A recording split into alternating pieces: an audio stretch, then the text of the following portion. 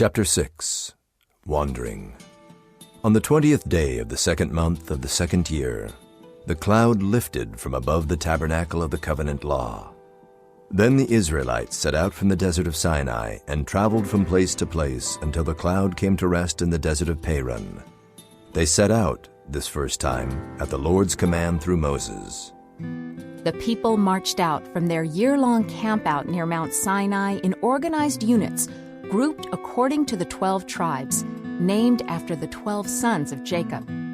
God continued to guide them with the cloud by day and the pillar of fire by night. He had rescued his people from slavery, showed them his power, guided their steps, given them his law, and gifted them with his presence. By now, perhaps the people would trust God and his leading, but the Israelites continued to blame God for their hardships. Now the people complained about their hardships in the hearing of the Lord, and when he heard them, his anger was aroused. Then fire from the Lord burned among them and consumed some of the outskirts of the camp. When the people cried out to Moses, he prayed to the Lord, and the fire died down. So that place was called Taberah, because fire from the Lord had burned among them. The rabble with them began to crave other food, and again the Israelites started wailing and said, "If only we had meat to eat. We remember the fish we ate in Egypt at no cost. Also the cucumbers, melons, leeks, onions, and garlic. But now we have lost our appetite. We never see anything but this manna." The manna was like coriander seed and looked like resin. The people went around gathering it, and then ground it in a hand mill or crushed it in a mortar. They cooked it in a pot or made it into loaves, and it tasted like something made with olive oil. When the dew settled on the camp at night, the manna also came down. Moses heard the people of every family wailing at the entrance to their tents. The Lord became exceedingly angry, and Moses was troubled. He asked the Lord, "Why have you brought this trouble on your servant? What have I done to displease you that you put the burden of all these people on me? Did I conceive all these people? Did I give them birth? Why do you tell me to carry them in my arms as a nurse carries an infant to the land you promised on oath to their ancestors? Where can I get meat for all these people? They keep wailing to me, 'Give us meat to eat.' I cannot carry all these people by myself. The burden is too heavy for me. If this is how you are going to treat me, please go ahead and kill me if I have found favor in your eyes, and do not let me face my own ruin." The Lord said to Moses, "Tell the people, consecrate yourselves in preparation for tomorrow, when you will eat meat. The Lord heard you when you wailed, 'If only we had meat to eat. We were better off in Egypt.' Now the Lord will give you meat, and you will eat it. You will not eat it for just 1 day, or 2 days, or 5, 10, or 20 days, but for a whole month, until it comes out of your nostrils and you loathe it, because you have rejected the Lord who is among you, and have wailed before him, saying, 'Why did we ever leave Egypt?'" But Moses said, "Here I am, among 600,000 men on foot, and you say I will give them meat to eat for a whole month. Would they have enough if flocks and herds were slaughtered for them? Would they have enough if all the fish in the sea were caught for them?" The Lord answered Moses, "Is the Lord's arm too short? Now you will see whether or not what I say will come true for you." Now a wind went out from the Lord and drove quail in from the sea. It scattered them up to 2 cubits deep all around the camp, as far as a day's walk in any direction. All that day and night, and all the next day, the people went out and gathered quail. No one gathered less than 10 homers. Then they spread them out all around the camp. But while the meat was still between their teeth, and before it could be consumed, the anger of the Lord burned against the people, and he struck them with a severe plague. Therefore the place was named Kibroth-Hattaavah, because there they buried the people who had craved other food. Though God had dealt harshly with his people's lack of faith, soon there was more trouble in the ranks, this time from Moses' own sister and brother. Miriam and Aaron began to talk against Moses because of his Cushite wife, for he had married a Cushite. Has the Lord spoken only through Moses? They asked. Hasn't he also spoken through us? And the Lord heard this. Now Moses was a very humble man, more humble than anyone else on the face of the earth. At once the Lord said to Moses, Aaron, and Miriam, "Come out to the tent of meeting, all three of you." So the three of them went out. Then the Lord came down in a pillar of cloud. He stood at the entrance to the tent and summoned Aaron and Miriam. When the two of them stepped forward, he said, "Listen to my words. When there is a prophet among you, I, the Lord, reveal myself to them in visions. I speak to them in dreams. But this is not true of my servant Moses. He is faithful in all my house. With him I speak face to face, clearly, and not in riddles. He sees the form of the Lord. Why then were you not afraid to speak against my servant Moses?" The anger of the Lord burned against them, and he left them. When the cloud lifted from above the tent, Miriam's skin was leprous. It became as white as snow.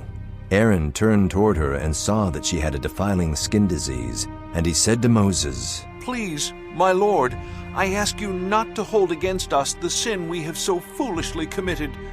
Do not let her be like a stillborn infant coming from its mother's womb with its flesh half eaten away." So Moses cried out to the Lord. Please, God, heal her. The Lord replied to Moses, If her father had spit in her face, would she not have been in disgrace for 7 days? Confine her outside the camp for 7 days. After that she can be brought back. So Miriam was confined outside the camp for 7 days, and the people did not move on till she was brought back. After that, the people left Hazeroth and encamped in the desert of Paran. The Lord said to Moses, Send some men to explore the land of Canaan, which I am giving to the Israelites. From each ancestral tribe, send one of its leaders. When Moses sent them to explore Canaan, he said, Go up through the Negev and on into the hill country. See what the land is like, and whether the people who live there are strong or weak, few or many. What kind of land do they live in? Is it good or bad? What kind of towns do they live in? Are they unwalled or fortified? How is the soil? Is it fertile or poor? Are there trees in it or not? Do your best to bring back some of the fruit of the land. It was the season for the first ripe grapes. So they went up and explored the land from the desert of Zin as far as Rehob, toward Lebo-Hamath. When they reached the valley of Eshcol, they cut off a branch bearing a single cluster of grapes. 2 of them carried it on a pole between them, along with some pomegranates and figs. At the end of 40 days, they returned from exploring the land. They came back to Moses and Aaron and the whole Israelite community at Kadesh in the desert of Paran. There they reported to them and to the whole assembly and showed them the fruit of the land. They gave Moses this account. We went into the land to which you sent us, and it does flow with milk and honey. Here's its fruit. But the people who live there are powerful, and the cities are fortified and very large. We even saw descendants of Anak there. Then Caleb silenced the people before Moses and said, We should go up and take possession of the land, for we can certainly do it. But the men who had gone up with him said, We can't attack those people. They are stronger than we are. And they spread among the Israelites a bad report about the land they had explored. They said, The land we explored devours those living in it. All the people we saw there are of great size. We saw the Nephilim there. The descendants of Anak come from the Nephilim. We seemed like grasshoppers in our own eyes, and we looked the same to them. That night, all the members of the community raised their voices and wept aloud. All the Israelites grumbled against Moses and Aaron, and the whole assembly said to them, If only we had died in Egypt, or in this wilderness. Why is the Lord bringing us to this land only to let us fall by the sword? Our wives and children will be taken as plunder. Wouldn't it be better for us to go back to Egypt? And they said to each other, We should choose a leader and go back to Egypt. Then Moses and Aaron fell face down in front of the whole Israelite assembly gathered there. Joshua son of Nun and Caleb son of Jephunneh, who were among those who had explored the land, tore their clothes and said to the entire Israelite assembly, "The land we passed through and explored is exceedingly good. If the Lord is pleased with us, He will lead us into that land, a land flowing with milk and honey, and will give it to us. Only do not rebel against the Lord, and do not be afraid of the people of the land, because we will devour them. Their protection is gone, but the Lord is with us. Do not be afraid of them." But the whole assembly talked about stoning them. Then the glory of the Lord appeared at the tent of meeting to all the Israelites. The Lord said to Moses, "How long will these people treat me with contempt? How long will they refuse to believe in me, in spite of all the signs I have performed among them? I will strike them down with a plague and destroy them, but I will make you into a nation greater and stronger than they." Moses said to the Lord, "Then the Egyptians will hear about it. By your power you brought these people up from among them, and they will tell the inhabitants of this land about it. They have already heard that you, Lord, are with these people, and that you, Lord, have been seen face to face, that your cloud stays over them, and that you go before them in a pillar of cloud by day and a pillar of fire by night. If you put all these people to death, leaving none alive, the nations who have heard this report about you will say, 'The Lord was not able to bring these people into the land He promised them on oath, so He slaughtered them in the wilderness.' Now may the Lord's strength be displayed, just as you have declared. The Lord is slow to anger, abounding in love, and forgiving sin and rebellion. Yet He does not leave the guilty unpunished. He punishes the children for the sin of the parents to the third and fourth generation. In accordance with your great love, forgive the sin of these people, just as you have pardoned them from the time they left Egypt until now." The Lord replied, "I have forgiven them, as you asked.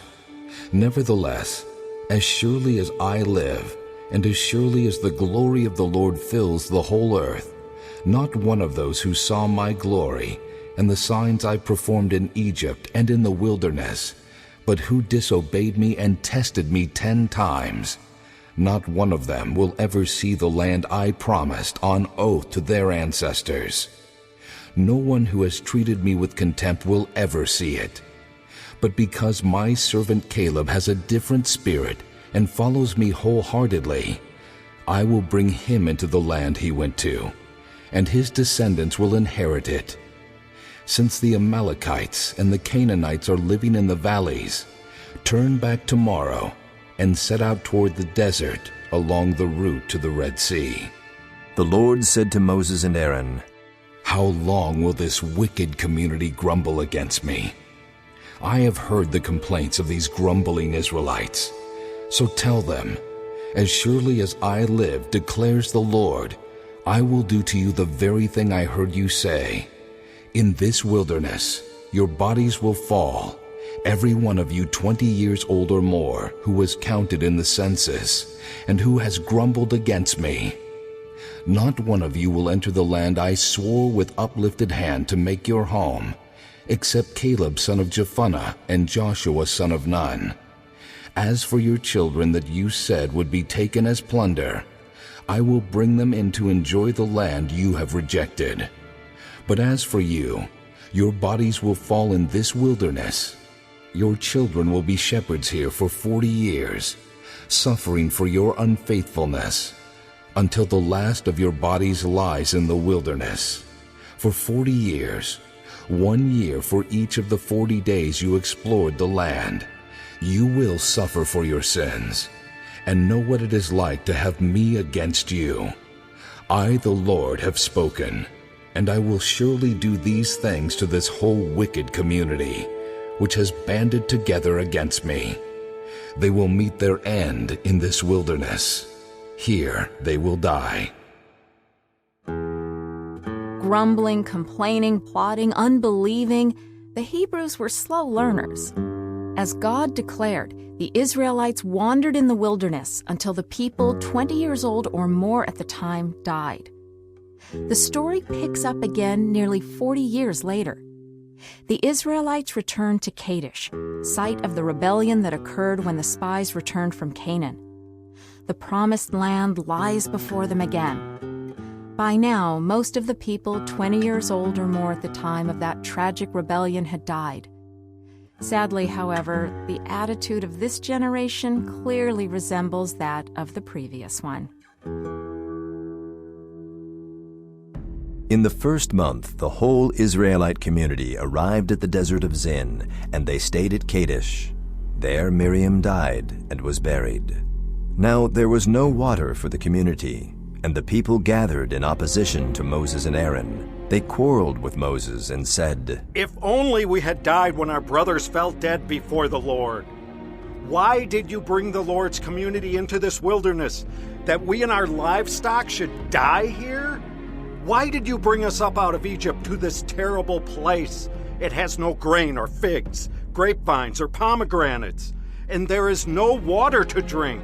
Moses and Aaron went from the assembly to the entrance to the tent of meeting and fell face down, and the glory of the Lord appeared to them. The Lord said to Moses, "Take the staff, and you and your brother Aaron gather the assembly together. Speak to that rock before their eyes, and it will pour out its water. You will bring water out of the rock for the community, so they and their livestock can drink." So Moses took the staff from the Lord's presence, just as he commanded him. He and Aaron gathered the assembly together in front of the rock, and Moses said to them, "Listen, you rebels. Must we bring you water out of this rock?" Then Moses raised his arm and struck the rock twice with his staff. Water gushed out, and the community and their livestock drank. But the Lord said to Moses and Aaron, "Because you did not trust in me enough to honor me as holy in the sight of the Israelites, you will not bring this community into the land I give them." These were the waters of Meribah, where the Israelites quarreled with the Lord, and where he was proved holy among them. The frustration and anger that had built up in Moses over the last 40 years came to expression. In his rage, Moses struck the rock, rather than obeying God's instructions to speak to it. Moses, and evidently Aaron, demonstrated a lack of trust in God and respect for his presence among his people. The consequences were clear. Neither Moses nor Aaron would enter the Promised Land. As the Israelites continued their march to Canaan, they came to the edge of territory controlled by their distant cousins, the Edomites, descended from Esau, Jacob's brother. But their foreign policy negotiations proved to be difficult. They requested permission for passage, a shortcut across that land. "No way, not without a fight," replied the king of Edom, who promptly sent a large and powerful army to ensure they didn't enter his territory. Thwarted, the Israelites soon had other sad events to attend to. The whole Israelite community set out from Kadesh and came to Mount Hor. At Mount Hor, near the border of Edom, the Lord said to Moses and Aaron, "Aaron will be gathered to his people. He will not enter the land I give the Israelites, because both of you rebelled against my command at the waters of Meribah. Get Aaron and his son Eleazar and take them up Mount Hor. Remove Aaron's garments and put them on his son Eleazar. For Aaron will be gathered to his people. He will die there." Moses did as the Lord commanded. They went up Mount Hor in the sight of the whole community. Moses removed Aaron's garments and put them on his son Eleazar. And Aaron died there on top of the mountain. Then Moses and Eleazar came down from the mountain, and when the whole community learned that Aaron had died, all the Israelites mourned for him 30 days. When the Canaanite king of Arad, who lived in the Negev, heard that Israel was coming along the road to Atharim, he attacked the Israelites and captured some of them. Then Israel made this vow to the Lord, "If you will deliver these people into our hands, we will totally destroy their cities." The Lord listened to Israel's plea and gave the Canaanites over to them. They completely destroyed them and their towns, so the place was named Hormah. They traveled from Mount Hor along the route to the Red Sea to go around Edom, but the people grew impatient on the way. They spoke against God and against Moses and said, "Why have you brought us up out of Egypt to die in the wilderness? There is no bread, there is no water, and we detest this miserable food." Then the Lord sent venomous snakes among them. They bit the people, and many Israelites died. The people came to Moses and said, "We sinned when we spoke against the Lord and against you. Pray that the Lord will take the snakes away from us." So Moses prayed for the people. The Lord said to Moses, "Make a snake and put it up on a pole. Anyone who is bitten can look at it and live." So Moses made a bronze snake and put it up on a pole. Then, when anyone was bitten by a snake and looked at the bronze snake, they lived. The Israelites traveled on through the dusty wilderness.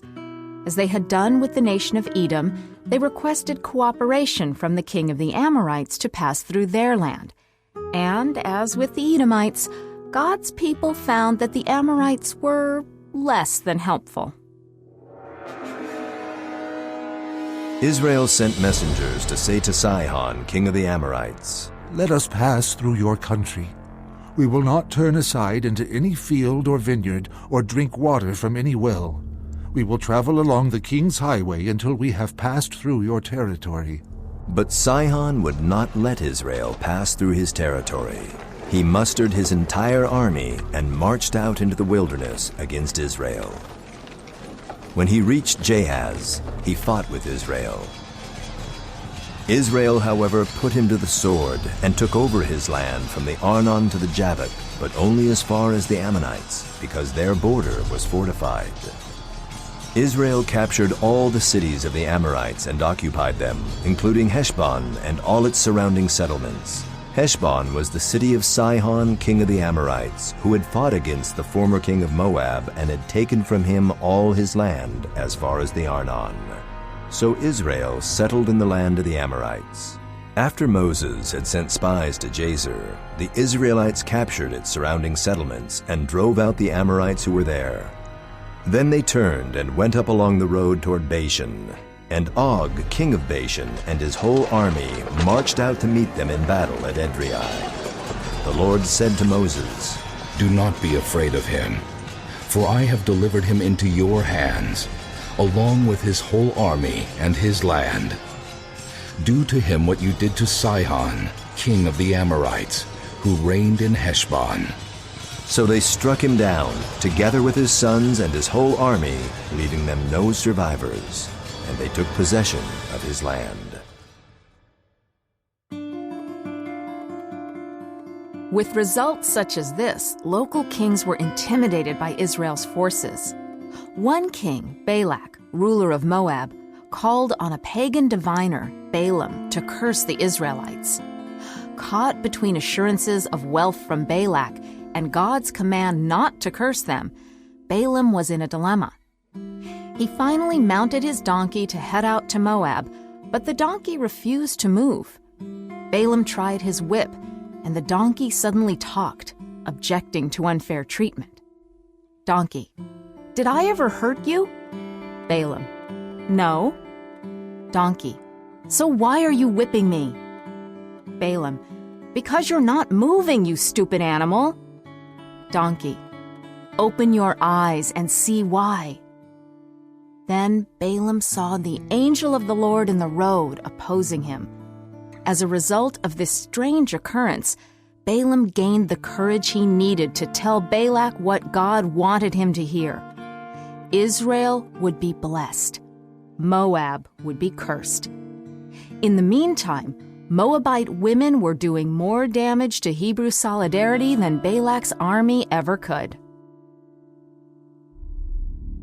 While Israel was staying in Shittim, the men began to indulge in sexual immorality with Moabite women, who invited them to the sacrifices to their gods. The people ate the sacrificial meal and bowed down before these gods. So Israel yoked themselves to the Baal of Peor, and the Lord's anger burned against them. The Lord said to Moses, "Take all the leaders of these people, kill them, and expose them in broad daylight before the Lord, so that the Lord's fierce anger may turn away from Israel." So Moses said to Israel's judges, "Each of you must put to death those of your people who have yoked themselves to the Baal of Peor." Then an Israelite man brought into the camp a Midianite woman right before the eyes of Moses and the whole assembly of Israel, while they were weeping at the entrance to the tent of meeting. When Phinehas, son of Eleazar, the son of Aaron, the priest, saw this, he left the assembly, took a spear in his hand, and followed the Israelite into the tent. He drove the spear into both of them, right through the Israelite man and into the woman's stomach. Then the plague against the Israelites was stopped, but those who died in the plague numbered 24,000. The Lord said to Moses, "Phinehas, son of Eleazar, the son of Aaron the priest, has turned my anger away from the Israelites, since he was as zealous for my honor among them as I am. I did not put an end to them in my zeal. Therefore tell him, I am making my covenant of peace with him. He and his descendants will have a covenant of a lasting priesthood, because he was zealous for the honor of his God and made atonement for the Israelites." As the battle for the Promised Land approached, Moses took a census and discovered that all the Israelites who had rebelled against God's instruction to enter Canaan nearly 40 years earlier had passed away. After all these years, the next generation was finally poised to enter the land. But Moses himself had to face the sad reality of some tough consequences.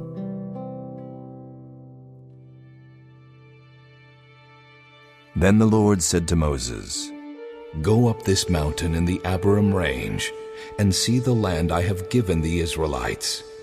After you have seen it, you too will be gathered to your people, as your brother Aaron was.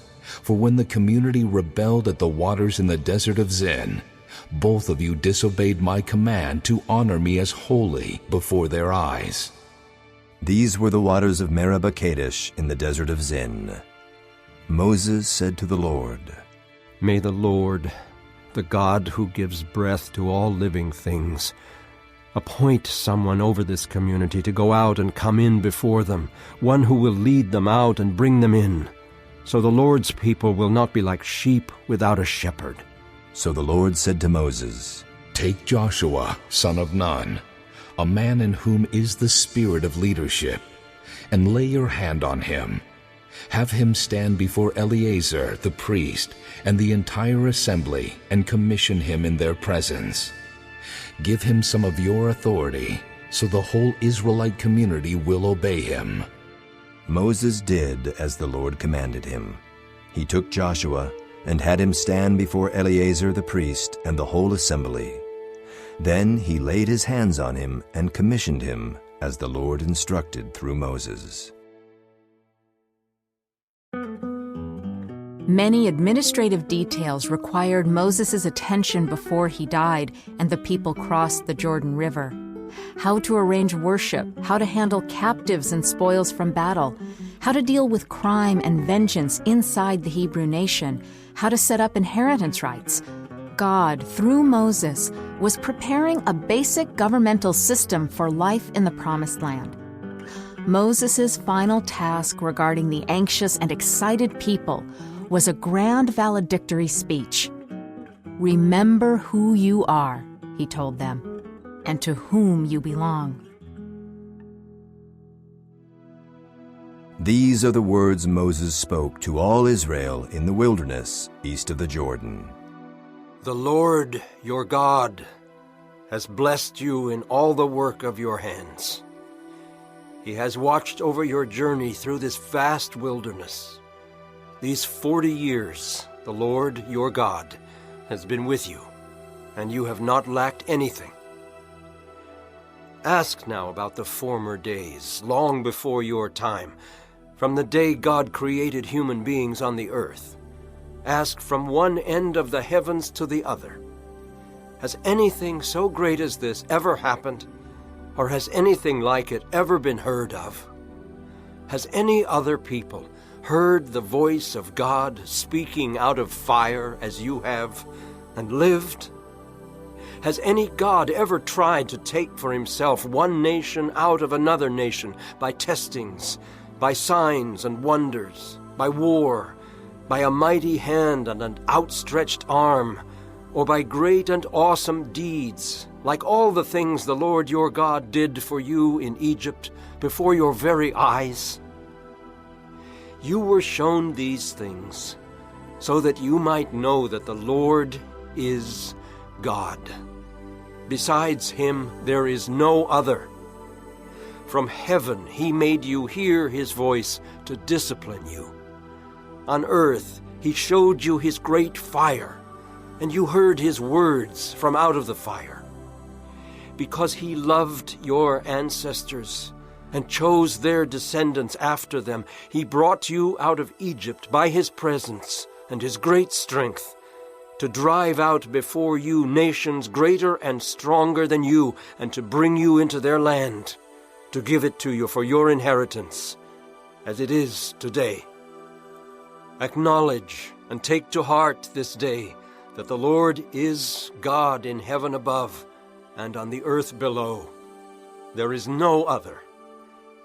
Keep his decrees and commands, which I am giving you today, so that it may go well with you and your children after you, and that you may live long in the land the Lord your God gives you for all time. Hear, O Israel, the Lord our God, the Lord is one. Love the Lord your God with all your heart, and with all your soul, and with all your strength. These commandments that I give you today are to be on your hearts. Impress them on your children. Talk about them when you sit at home, and when you walk along the road, when you lie down, and when you get up. Be careful to follow every command I am giving you today, so that you may live and increase, and may enter and possess the land the Lord promised on oath to your ancestors. Remember how the Lord your God led you all the way in the wilderness these 40 years to humble and test you in order to know what was in your heart, whether or not you would keep his commands. He humbled you, causing you to hunger and then feeding you with manna, which neither you nor your ancestors had known, to teach you that man does not live on bread alone, but on every word that comes from the mouth of the Lord. Your clothes did not wear out, and your feet did not swell during these 40 years. Know then in your heart that as a man disciplines his son, so the Lord your God disciplines you. Hear, Israel, you are now about to cross the Jordan to go in and dispossess nations greater and stronger than you, with large cities that have walls up to the sky. The people are strong and tall, Anakites. You know about them and have heard it said, who can stand up against the Anakites? But be assured today that the Lord your God is the one who goes across ahead of you like a devouring fire. He will destroy them. He will subdue them before you, and you will drive them out and annihilate them quickly, as the Lord has promised you. After the Lord your God has driven them out before you, do not say to yourself, the Lord has brought me here to take possession of this land because of my righteousness. No. It is on account of the wickedness of these nations that the Lord is going to drive them out before you. It is not because of your righteousness or your integrity that you are going in to take possession of their land, but on account of the wickedness of these nations. The Lord your God will drive them out before you to accomplish what he swore to your fathers, to Abraham, Isaac, and Jacob. Understand then that it is not because of your righteousness that the Lord your God is giving you this good land to possess, for you are a stiff-necked people. Moses summoned all the Israelites and said to them, Your eyes have seen all that the Lord did in Egypt to Pharaoh, to all his officials, and to all his land. With your own eyes, you saw those great trials, those signs, and great wonders.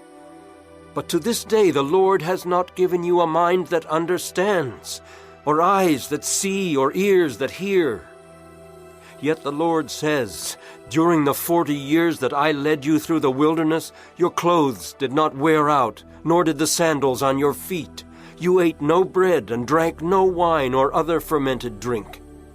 I did this so that you might know that I am the Lord your God.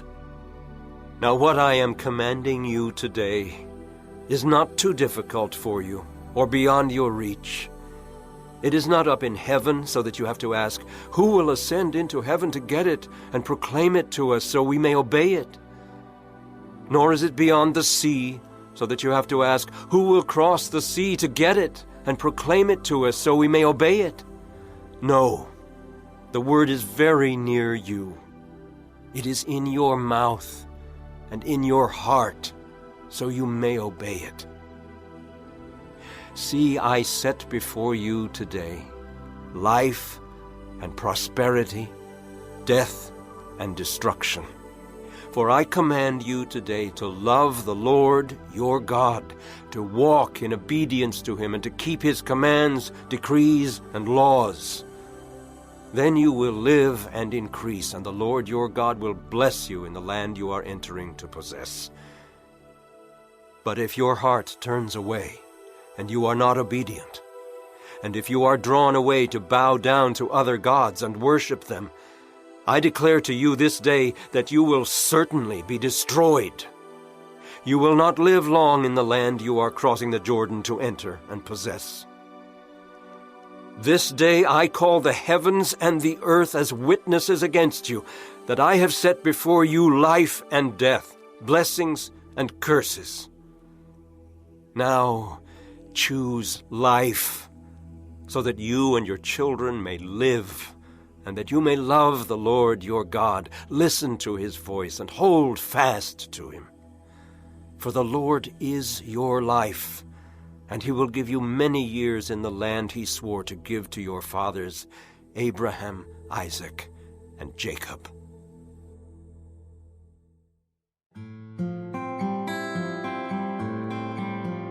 Though Moses often complained that he was not a public speaker, his strong words of encouragement kept the people faithful, focused, and hopeful for many years.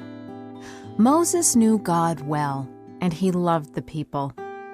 That knowledge and love were often expressed in poetic prayers full of lament, joy, passion, and devotion.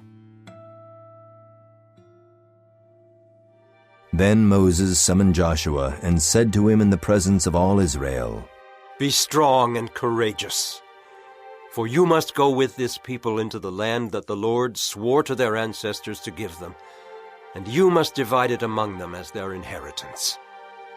The Lord himself goes before you and will be with you. He will never leave you nor forsake you. Do not be afraid. Do not be discouraged. On that same day the Lord told Moses, Go up into the Abarim range to Mount Nebo in Moab, across from Jericho, and view Canaan, the land I am giving the Israelites as their own possession. There on the mountain that you have climbed, you will die and be gathered to your people, just as your brother Aaron died on Mount Hor and was gathered to his people. This is because both of you broke faith with me in the presence of the Israelites at the waters of Meribah Kadesh in the desert of Zin, and because you did not uphold my holiness among the Israelites. Therefore, you will see the land only from a distance. You will not enter the land I am giving to the people of Israel. Then Moses climbed Mount Nebo from the plains of Moab to the top of Pisgah across from Jericho. There the Lord showed him the whole land, from Gilead to Dan, all of Naphtali, the territory of Ephraim and Manasseh, all the land of Judah as far as the Mediterranean Sea, the Negev and the whole region from the valley of Jericho, the city of palms, as far as Zoar. Then the Lord said to him, This is the land I promised on oath to Abraham, Isaac, and Jacob when I said, I will give it to your descendants. I have let you see it with your eyes, but you will not cross over into it. And Moses, the servant of the Lord, died there in Moab, as the Lord had said. He buried him in Moab, in the valley opposite Beth Peor. But to this day no one knows where his grave is. Moses was 120 years old when he died, yet his eyes were not weak, nor his strength gone. The Israelites grieved for Moses in the plains of Moab 30 days, until the time of weeping and mourning was over.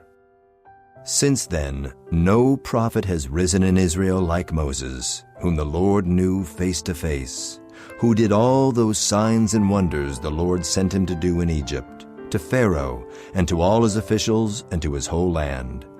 For no one has ever shown the mighty power or performed the awesome deeds that Moses did in the sight of all Israel.